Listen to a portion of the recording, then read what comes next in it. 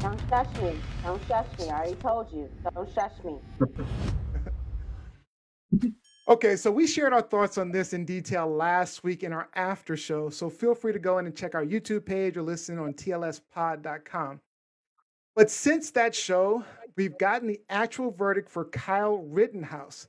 And as I expected, he was acquitted on all charges for killing two people and maiming a third at a Black Lives Matter protest in Kenosha, Wisconsin, following the police shooting of Jacob Blake. Now, I just want to get your quick thoughts on Rittenhouse being acquitted on all charges after just a 4-day deliberation by the jury. Let's start with Robbie. I have to echo Anthony Huber's parents because that verdict means that there's no accountability for the person who murdered their son. It sends an unacceptable message that armed civilians can show up in any town, incite violence, and then use the excuse or the reason that they're in danger to justify shooting people in the streets. I'm appalled. I'm appalled at what's happening in America. Am I surprised? Not entirely, That's a but big question. man, I hate having neighbors like that. I really, really do sometimes. Lizzie, your thoughts? Let me just correct Rob. Armed white civilians, okay, particularly armed white male civilians, can get away with this. I am not the least bit surprised. Um, I kind of flinched a little bit when I saw the verdict come in, but it did not surprise me the least little bit. I kind of was like, okay, this is America. This is what I'm used to. This is what we're used to. Nothing has changed. Honestly, for me, it kind of wasn't even news really, because I didn't expect anything different. And that just is a testament to my faith or lack of faith in the justice system here. Yep. And I agree with Rob, though, that it sends a strong message to certain people in these United States about their privilege and how the justice system sees them, especially the judge in this particular case, right? Yeah. Who was very accommodating to Rittenhouse. Yeah. So I just, Mhm. I appreciate the one thing I appreciate, and hopefully, knock on wood, this will, carry forth. There haven't been any riots. Yeah. Let me There get Dr. hasn't J in been here real quick. a lot of unrest with this verdict, and I appreciate that. Yeah. Dr. J, your thoughts? Yeah, I mean, I'm just disappointed because you cross state lines to go someplace that you didn't have to be and you didn't need to be. And I'm just really concerned about why his mother has not had any charges for taking him there to the first place. I have two 16-year-olds, and if they had said to me, "Mom, I want to go someplace that I knew there would have been unrest and danger," I would never have taken them there to begin with. Yeah. Mhm. Totally agree with that. Let's get to some comments online real quick. Jacqueline Robinson, no one should be surprised by this verdict. The judge made it very easy, including the refusal to Mhm. call the victims exactly what they were, victims. Yeah. Lindsay Holmes says self-defense, there's still hope for the U.S. Jose says, great question at Dr. J.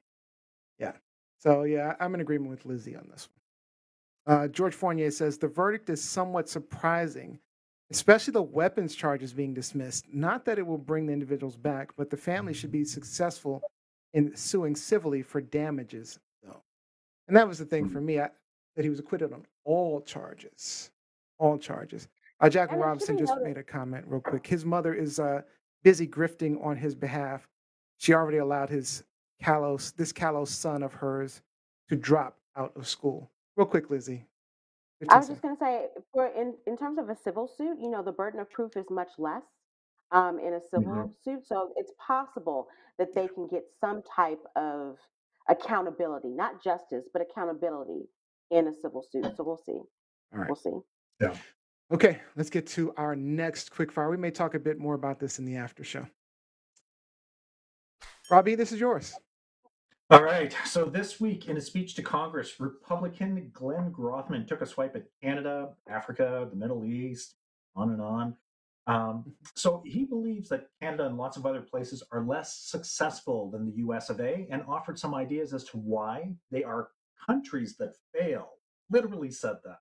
So he went on to claim that in Canada, those divisions involve language, and he lumped us in with a long list of other failed countries. But he began his speech thusly: I never felt Canada was quite as successful as America. That's because, to a degree, their elections pitted the French speakers against the English speakers. So he just continued to say that in this manner, it's just the elections in the Middle East, there's Sunnis versus Shiites. You look at elections in Africa, it's one tribe against another tribe. And I'm just curious, folks, is America more successful than Canada? Do you share the same opinion as this Republican? Let's start with Lizzie. Again, white privilege. This was a conversation that kind of started or generated from our former President Trump when he was talking about shit countries, Shithole outside of the countries. U.S. Shithole countries outside of the U.S.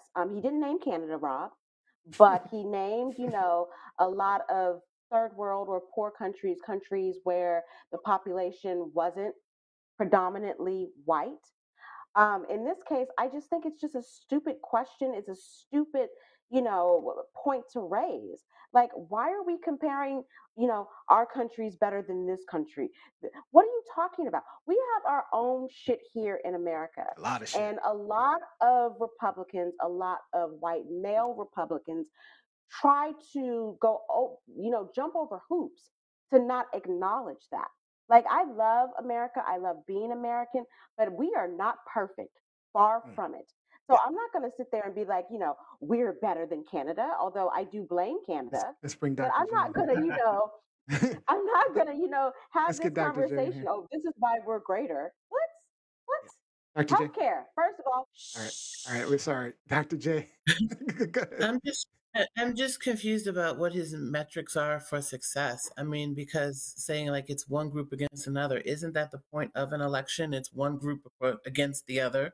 And whether it be religion, whether it be race, whether it be tribe, whether it be political party, there's always like one group against another in an election.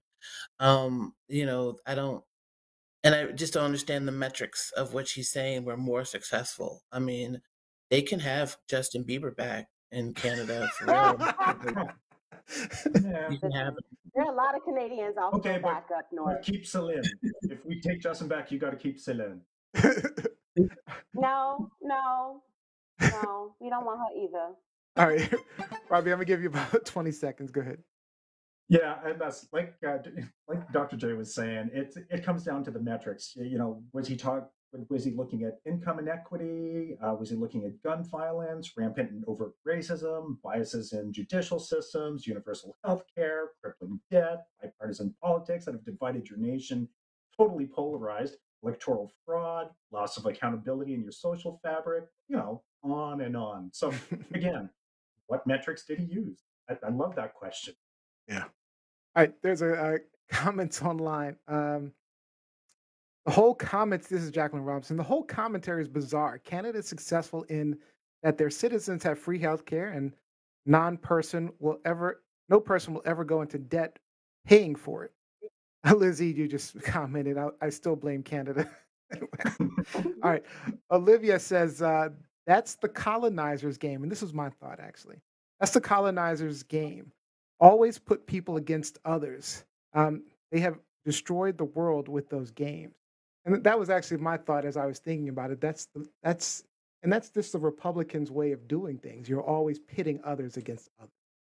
It's always them and they, thems and theys. So, all right, that was a good quickfire discussion. Let me ask you: is this truth, lies, or shenanigans? Almost forgot. Is this truth, shenanigans? lies, Shenanigans on this guy. shenanigans?